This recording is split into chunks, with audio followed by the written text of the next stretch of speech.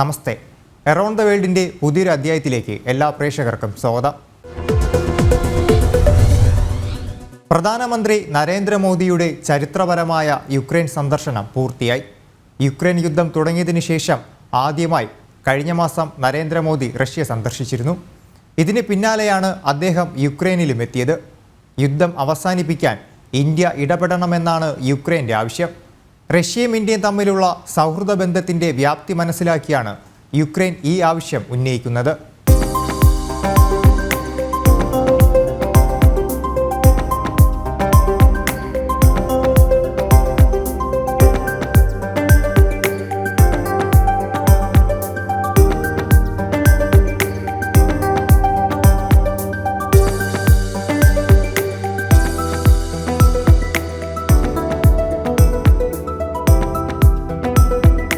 രണ്ടു ദിവസത്തെ പോളണ്ട് സന്ദർശനത്തിന് ശേഷമാണ് പ്രധാനമന്ത്രി നരേന്ദ്രമോദി യുക്രൈനിലേക്ക് തിരിച്ചത്.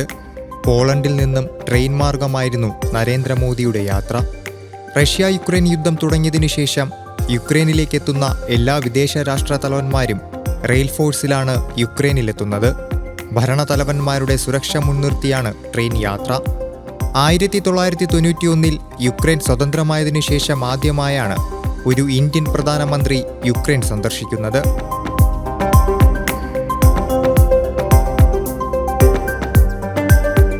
തലസ്ഥാനമായ കീവിലെത്തിയ പ്രധാനമന്ത്രിയെ യുക്രൈൻ പ്രസിഡന്റ് വ്ളാഡിമിർ സെലൻസ്കി സ്വീകരിച്ചു.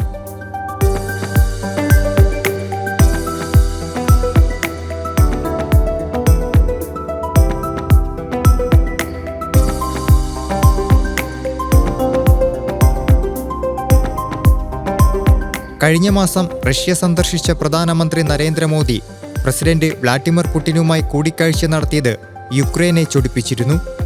യുദ്ധം തുടങ്ങിയതിനു ശേഷമുള്ള പ്രധാനമന്ത്രിയുടെ ആദ്യ റഷ്യൻ സന്ദർശനമായിരുന്നു അത്. അന്ന് പ്രധാനമന്ത്രി നരേന്ദ്രമോദി റഷ്യൻ പ്രസിഡന്റ് വ്ളാഡിമിർ പുടിനെ ആലിംഗനം ചെയ്തതിനെ യുക്രൈൻ പ്രസിഡന്റ് സെലൻസ്കി വിമർശിച്ചിരുന്നു. രക്തദാഹിയായ പുടിനെ ലോകത്തെ ഏറ്റവും വലിയ ജനാധിപത്യ രാജ്യത്തിന്റെ ഭരണതലവൻ ആലിംഗനം ചെയ്തത് നിരാശാജനകമെന്നായിരുന്നു സെലൻസ്കിയുടെ പ്രതികരണം. വിദേശ നേതാക്കളുമായുള്ള കൂടിക്കാഴ്ചയിൽ പ്രധാനമന്ത്രിയുടെ പതിവ് ശരീരഭാഷ മാത്രമാണ് ആലിംഗനം. സെലൻസ്കിയെ കണ്ടുമുട്ടിയപ്പോഴും പ്രധാനമന്ത്രി ആലിംഗനം ചെയ്തു.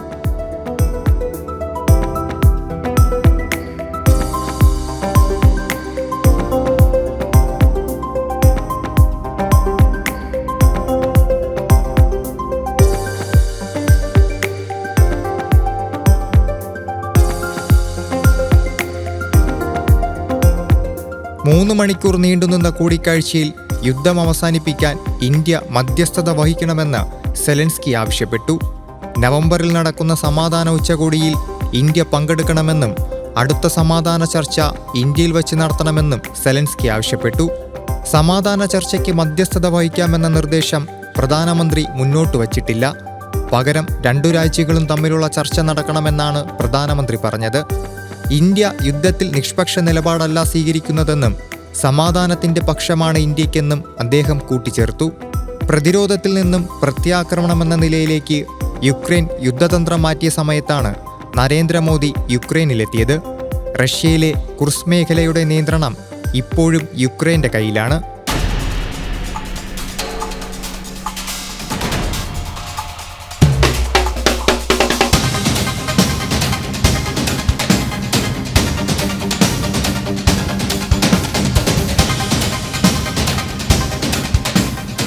റഷ്യയുടെ പ്രധാന വരുമാന സ്രോതസ്സായ ക്രൂഡ് ഓയിൽ ഇറക്കുമതി ഇന്ത്യ നിർത്തണമെന്ന നിർദ്ദേശവും യുക്രൈൻ മുന്നോട്ട് വച്ചു. യുക്രൈൻ്റെ ആവശ്യം ഇന്ത്യ തള്ളി. യുക്രൈൻ്റെ പുനർനിർമ്മാണത്തിന് സഹായിക്കണമെന്ന് സെലൻസ്കി ആവശ്യപ്പെട്ടു. മാനുഷികമായ സഹായം ഇന്ത്യയുടെ ഭാഗത്തു നിന്നുണ്ടാകുമെന്ന് പ്രധാനമന്ത്രി അറിയിച്ചു. യുദ്ധത്തിൽ പരിക്കേൽക്കുന്ന സൈനികരുടെ ചികിത്സയ്ക്കായി മെഡിക്കൽ ക്യൂബ് ഇന്ത്യ യുക്രൈന് സമ്മാനിച്ചു.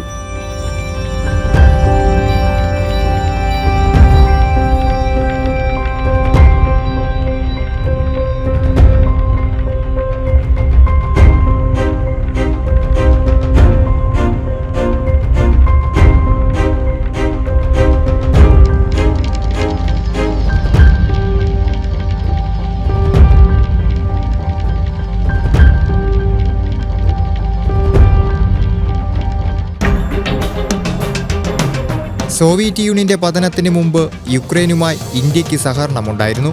ഈ ബന്ധം പുനരുജ്ജീവിപ്പിക്കുന്നതിന് നരേന്ദ്രമോദിയുടെ സന്ദർശനം സഹായകരമായി. പ്രതിരോധം, കാർഷിക മേഖല, സാംസ്കാരികം, ഊർജം തുടങ്ങിയ മേഖലകളിൽ സഹകരിക്കാൻ ഇരു രാജ്യങ്ങളും തമ്മിൽ ധാരണയായി. പ്രതിരോധ മേഖലയിലെ സഹകരണമാണ് ഇതിൽ പ്രധാനം. പ്രതിരോധ മേഖലയിലെ ഇന്ത്യയുടെ ഏറ്റവും വലിയ പങ്കാളി റഷ്യയാണ്. യുദ്ധത്തിൽ ഇന്ത്യ റഷ്യയ്ക്കും യുക്രൈനും ഒപ്പമല്ലെന്നും അതേസമയം ചർച്ചയിലൂടെ സമാധാനം പുനഃസ്ഥാപിക്കുകയാണ് വേണ്ടതെന്ന നിലപാടാണ് ഇന്ത്യക്കെന്നും ലോകത്തെ ബോധിപ്പിക്കുകയായിരുന്നു പ്രധാനമന്ത്രിയുടെ സന്ദർശന ലക്ഷ്യം.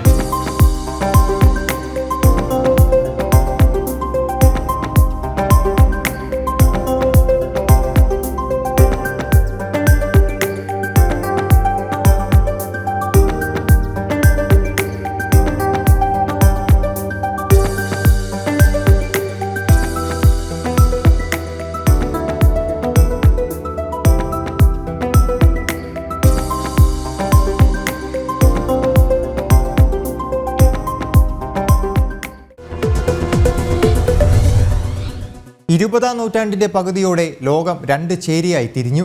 അമേരിക്കൻ ചേരിയും സോവിയറ്റ് ചേരിയും. ഇതിൽ രണ്ടിലും പെടാതെ ഇന്ത്യ അടക്കമുള്ള രാജ്യങ്ങൾ ചേരിചേരാ നയവും സ്വീകരിച്ചു. 21ാം നൂറ്റാണ്ടോടെ ചിത്രം വീണ്ടും മാറി. ഒന്ന് ജനാധിപത്യ രാജ്യങ്ങളുടെ ചേരിയും മറ്റൊന്ന് ഏകാധിപത്യവും. റഷ്യ യുക്രൈൻ യുദ്ധം ഭൗമരാഷ്ട്രീയത്തിലും വലിയ മാറ്റങ്ങൾക്ക് വഴിയൊരുക്കി.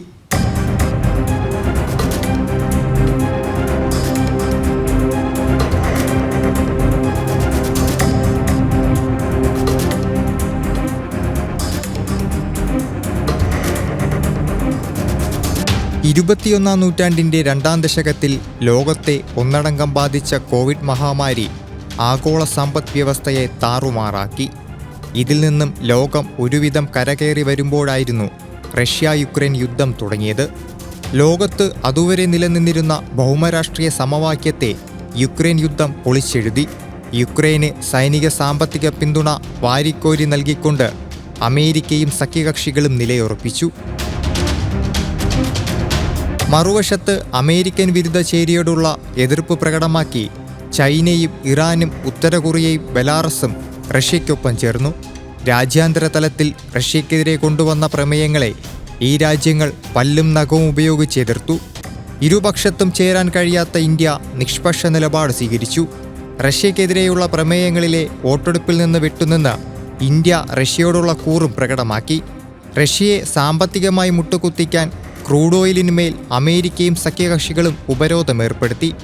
ഉപരോധം യൂറോപ്പിൽ ഊർജ പ്രതിസന്ധിക്കും വിലക്കയറ്റത്തിനും കാരണമായി. കൽക്കരിപ്പാടങ്ങളിൽ ഖനനം പുനരാരംഭിച്ച് ഒരു പരിധിവരെ യൂറോപ്പ് ഊർജ പ്രതിസന്ധിയെ നേരിട്ടു. ഇന്ത്യക്കും ചൈനയ്ക്കും കുറഞ്ഞ വിലയിൽ റഷ്യ ഇന്ധനം വാഗ്ദാനം ചെയ്തു. അമേരിക്കയുടെ ഭീഷണി വകവയ്ക്കാതെ ഇന്ത്യയും ചൈനയും റഷ്യയിൽ നിന്നും ഇന്ധനം ഇറക്കുമതി ചെയ്തു.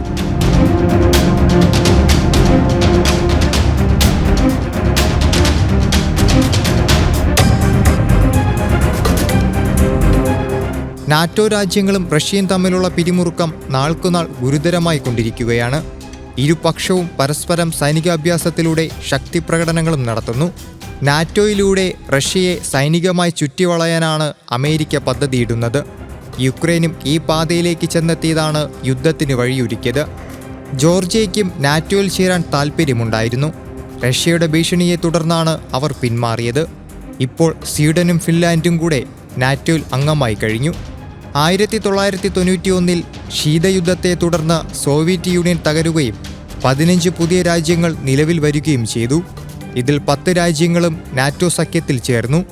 റഷ്യയുടെ അയൽരാജ്യങ്ങളെ നാറ്റോയിൽ ഉൾപ്പെടുത്തി റഷ്യയെ സമ്മർദ്ദത്തിലാക്കാനാണ് അമേരിക്ക ശ്രമിക്കുന്നത്. ഇതിനെ തുടർന്ന് റഷ്യയുടെ സഖ്യകക്ഷിയായ ബെലാറസിൽ റഷ്യ ആണവ പോർമുനകൾ വിന്യസിക്കുന്നതിലേക്ക് വരെ കാര്യങ്ങളെത്തി. റഷ്യയെ സംബന്ധിച്ചിടത്തോളം അവരുടെ സുരക്ഷിതത്വം ഉറപ്പാക്കേണ്ടത് ന്യായമായ അവകാശമാണ്. യുക്രൈൻ യുദ്ധം കൊണ്ട് ഏറ്റവും കൂടുതൽ നേട്ടമുണ്ടാക്കിയത് ചൈനയായിരുന്നു. അമേരിക്കയോടുള്ള എതിർപ്പ് ചൈന റഷ്യ നയതന്ത്ര ബന്ധത്തെ എക്കാലത്തെയും ശക്തമായ നിലയിലെത്തിച്ചു. യുക്രൈൻ വിഷയത്തിൽ റഷ്യയ്ക്കൊപ്പം ചൈന ചേർന്നതിന് പിന്നിൽ മറ്റൊരു ലക്ഷ്യവും കൂടിയുണ്ടായിരുന്നു. തായ്വാനെ ചൈനയുടെ ഭാഗമായാണ് ബെയ്ജിംഗ് കാണുന്നത്. എന്നാൽ തായ്വാനെതിരെ ഏതെങ്കിലും തരത്തിലുള്ള ബലപ്രയോഗത്തിന് ശ്രമിച്ചാൽ അമേരിക്ക ഇടപെടും.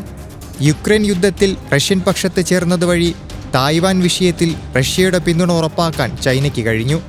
ഇരു രാജ്യങ്ങളിലെയും പ്രസിഡന്റുമാർ നിരവധി തവണ കൂടിക്കാഴ്ച നടത്തി. റഷ്യ ചൈന ബന്ധം ശക്തിപ്പെടുന്നത് ഇന്ത്യക്ക് ഗുണകരമല്ല.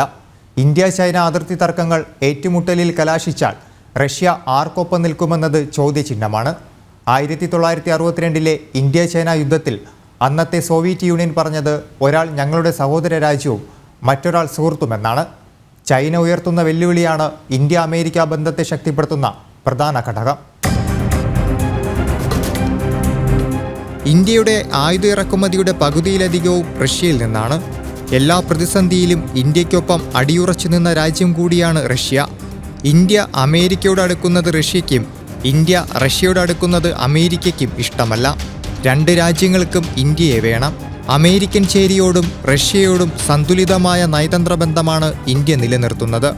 ഏഷ്യയിലും ഇൻഡോ പസഫിക്കിലും ചൈനയ്ക്ക് ചെക്ക് വയ്ക്കാനുള്ള അമേരിക്കയുടെ ശക്തനായ സുഹൃത്തായിട്ടാണ് അമേരിക്ക ഇന്ത്യയെ കാണുന്നത്. അതുകൊണ്ടാണ് റഷ്യയ്ക്ക് മേൽ ഉപരോധം നിലനിൽക്കുമ്പോൾ പോലും S-400 മിസൈൽ സിസ്റ്റം ഇന്ത്യ വാങ്ങിച്ചപ്പോൾ അമേരിക്ക മൗനം പാലിച്ചത്.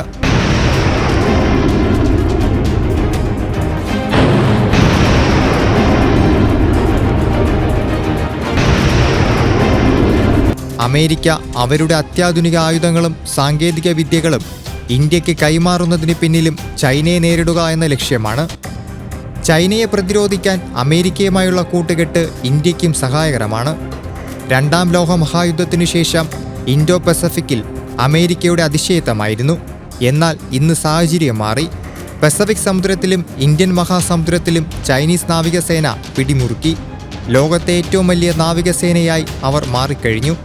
ഇന്ത്യൻ നേവിയുടെ തട്ടകമായ ഇന്ത്യൻ മഹാസമുദ്രത്തിലടക്കം ചൈന കടന്നുകയറ്റം നടത്തുന്നു.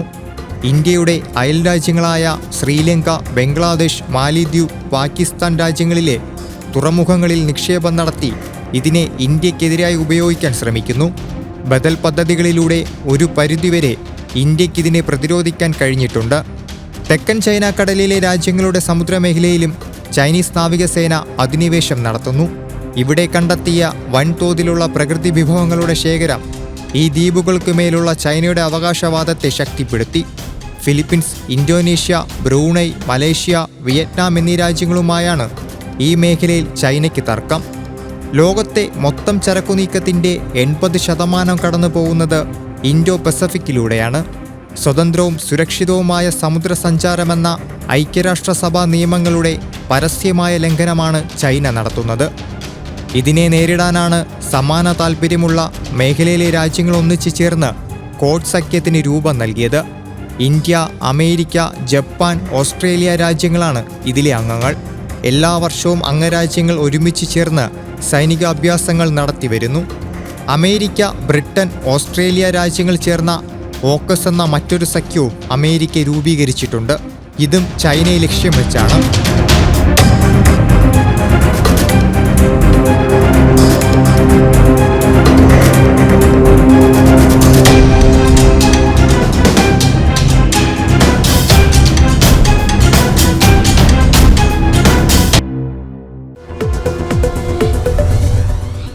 യുക്രൈൻ യുദ്ധത്തിനിടെ അപ്രതീക്ഷിതമായി പശ്ചിമേഷ്യയും സംഘർഷത്തിലേക്ക് വഴുതി വീണു. ഇസ്രായേലിൽ ഹമാസ് നടത്തിയ ഭീകരാക്രമണം ഇസ്രായേൽ ഹമാസ് യുദ്ധത്തിന് കാരണമായി. ഇതിൻ്റെ തുടർച്ചയെന്നോണം ഇസ്രായേലും ഇറാനും തമ്മിലുള്ള നിഴൽ യുദ്ധം മറനീക്കി പുറത്തു വന്നു. മറ്റൊരു കാര്യം പശ്ചിമേഷ്യൻ രാഷ്ട്രീയമാണ്. അമേരിക്കയുടെ സ്വാധീന വലയത്തിൽ നിന്ന് സൗദി അടക്കമുള്ള രാജ്യങ്ങളെ മറുകണ്ഠം ചാടിക്കാൻ ചൈനയും റഷ്യയും നടത്തിയ ചരടുവലികൾ.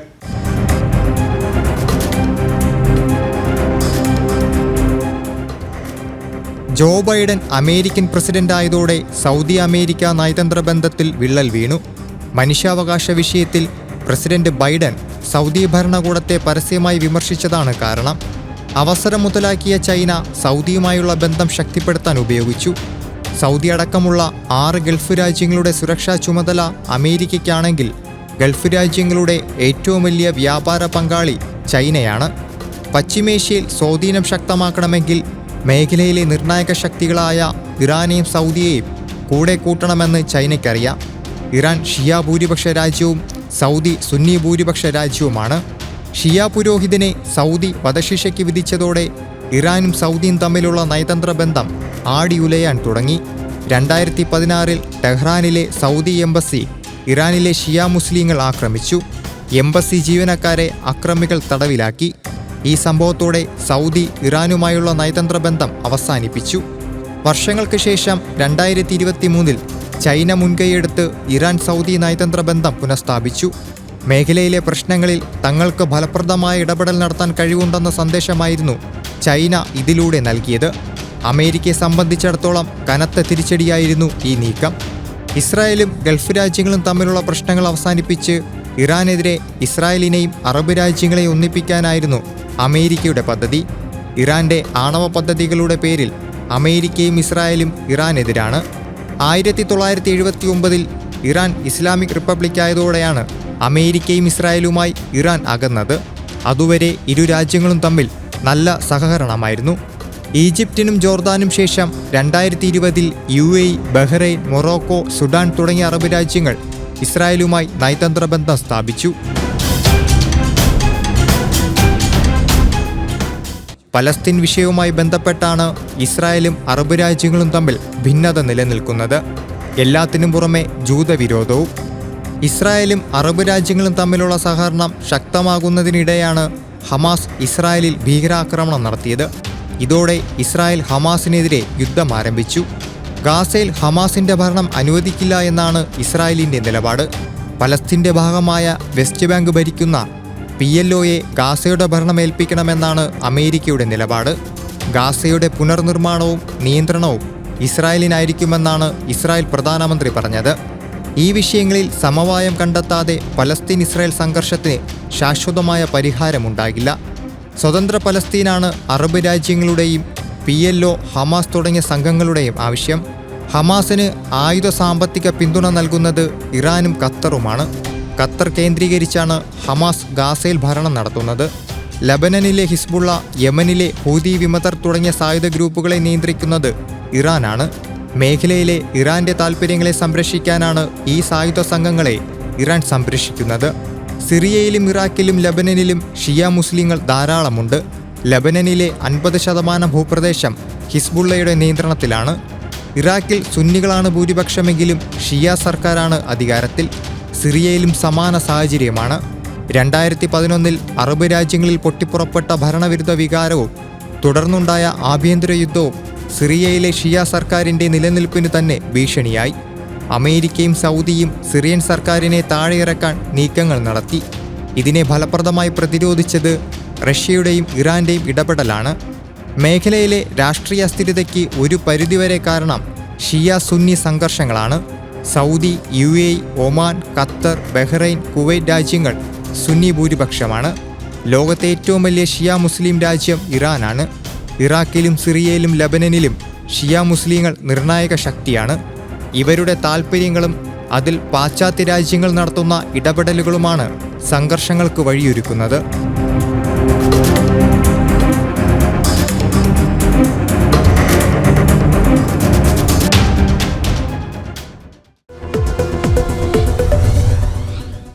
ബ്രസീലിലുണ്ടായ കാട്ടുതീയിൽ 2 പേർ മരിച്ചു.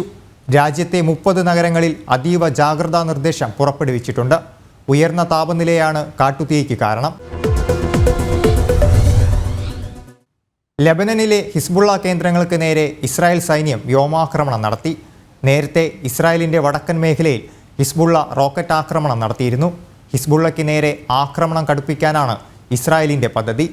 ലബനൻ പൗരന്മാരോട് പ്രദേശത്ത് നിന്നും ഒഴിഞ്ഞു പോകണമെന്ന് ഇസ്രായേൽ മുന്നറിയിപ്പ് നൽകിയിട്ടുണ്ട്. എറൗണ്ട് ദ വേൾഡിൻ്റെ ഈ അധ്യായം ഇവിടെ പൂർണ്ണമാവുന്നു. നമസ്തേ.